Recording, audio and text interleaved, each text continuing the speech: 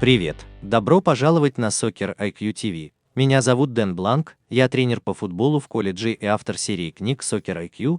Сегодня мы поговорим о подкатах. По крайней мере раз в сезон ко мне подходит игрок и спрашивает, как научиться подкату. Честно говоря, я сам никогда не был хорош в этом. По крайней мере в обучении. Научить подкату очень сложно, потому что нельзя замедлить его. Обычно, когда мы учим какой-то технике в футболе, мы можем показать ее в замедленном темпе. Но когда дело касается подката, где задействована сила тяжести, очень сложно показать его в замедленном темпе, чтобы дать игрокам представление о технике. Поэтому я понял, что к тому времени, как игрок поступает в колледж, он либо уже умеет делать подкат, либо нет. И я мало чем могу помочь ему в этом. Что касается игроков, которые уже умеют делать подкат, они уже понимают механику подката. И мы можем сделать их более эффективными в отборе мяча, просто объяснив им цель, технику и как внести небольшие коррективы. Есть несколько целей, когда нужно опуститься на землю, чтобы сделать подкат. Например, просто отобрать мяч. Вы можете попытаться отобрать мяч у нападающего, вынести его за пределы поля, просто убрать его от игрока с мячом. Это вполне оправданная цель. Еще один вариант – просто выбить мяч, верно? Просто нужно сделать так, чтобы мяч оказался у нас или у кого-то из наших товарищей по команде, а не у игрока, против которого ты совершаешь подкат. Третья цель, о которой я хочу сегодня поговорить – научиться правильно делать подкат, чтобы сохранить владение мячом. И есть очень простой технический прием, который поможет нам не только выбить мяч, но и сохранить его, когда мы выходим из подката.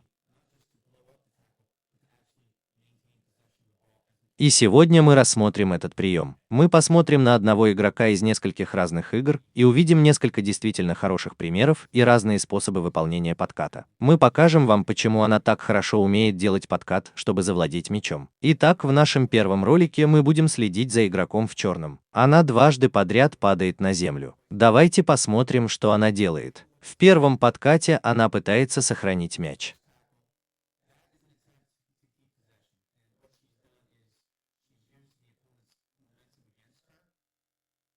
Это создает еще один 50-50 шанс для игрока в белой форме. Теперь этот игрок тормозит и пытается стать сильнее и крупнее.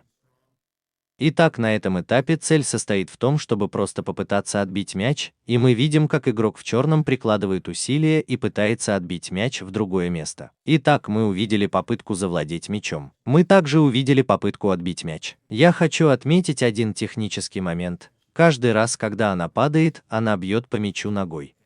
Она бьет по мячу ногой. Если представить мяч в виде земного шара, то экватор проходит прямо посередине. Мы хотим бить по мячу с севера от экватора и придавать ему ускорение вниз. Если бить по мячу с юга от экватора, то мяч просто прокатится по вашей ноге. Поэтому мы хотим бить по мячу сверху, а затем бить по нему ногой, чтобы попасть в верхнюю треть мяча. Это место, где мы хотим сделать основной удар. В следующем ролике мы поговорим о том, как правильно падать, чтобы завладеть мячом.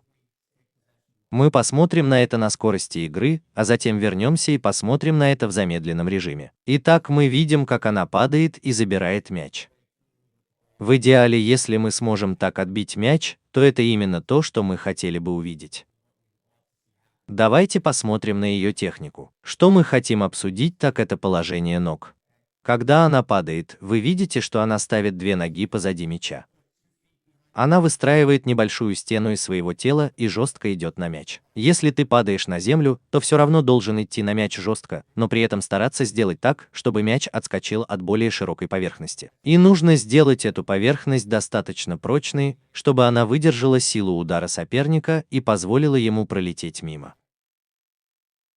Вот что здесь происходит, верно? Она выстраивает стену из своего тела, соперник пролетает мимо, она встает с мячом у ног. Хорошо, давайте посмотрим еще один момент, снова с той же спортсменкой, как она догоняет мяч, отбирает его, падает на землю и снова завладевает мячом. Отличная работа, она вернула себе мяч. Теперь давайте посмотрим еще раз в замедленном режиме. Посмотрите, как она выставляет свое тело за мячом. Она выстраивает стену из ног, и это позволяет ей выдержать силу удара соперника, и его инерция проносит его мимо нее. Наша спортсменка встает прямо и наносит хороший удар. Вот еще один замедленный кадр, на котором хорошо видно, как она выставляет ноги. Вот здесь, верно? Она практически поймала мяч между ног.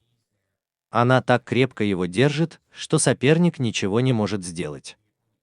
И снова, если инерция соперника вынесет его за пределы поля, наша спортсменка встанет и завладеет мячом. И это в конечном счете самая большая победа, на которую мы можем надеяться, если сможем упасть на землю и завладеть мячом. Итак, как вы видите, подкат – это не универсальное решение. Существуют разные техники для разных целей, и если у нас есть игрок, который умеет делать подкат, мы можем научить его правильно ставить ноги, чтобы не просто падать на землю, а падать и сохранять контроль над мячом.